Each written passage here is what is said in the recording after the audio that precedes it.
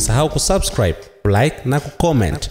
Rais wa DRC na mwenzake wa Rwanda wanatarajiwa kusafiri kwenda jijini Washington wiki ijayo kusaini makubaliano ya amani, ambapo pia watakutana na Rais Donald Trump wa Marekani. Wawili hao wanatarajiwa kukutana wakati huu Marekani ikijaribu kufanikisha upatikanaji wa mwafaka wa kumaliza mzozo wa muda mrefu wa Mashariki ya Kongo, eneo lenye utajiri wa madini.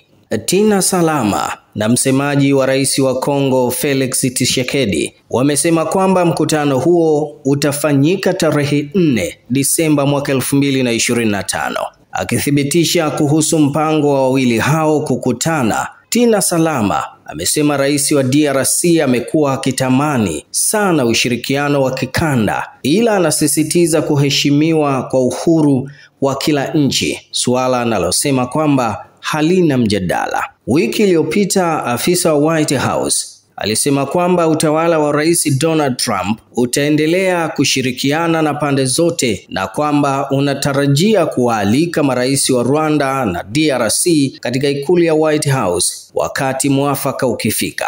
Waasi wa M23 wanaoungwa mkono na Rwanda mwaka huu wamepiga hatua na kuchukua baadhi ya miji muhimu mashariki ya Kongo ya Bukavu na Goma. Hatua ya M23 kuchukua miji hiyo imezua wasiwasi kuwa huenda mzozo wa mashariki ya DRC unaweza kuathiri nchi jirani. Mapigano yanayoendelea kati ya jeshi la Kongo na waasi wa M23 pamoja na makundi mengine yamesababisha vifo vya maelfu ya watu, wakati maelfu ya wengine wakipoteza makazi yao. Mkutano wa wiki ijayo unatarajiwa kujikita katika makubaliano yaliyoongozwa na Marekani mwezi Juni mwaka huu, ambayo yalitiwa saini na mawaziri wa mambo ya kigeni wa Rwanda na DRC.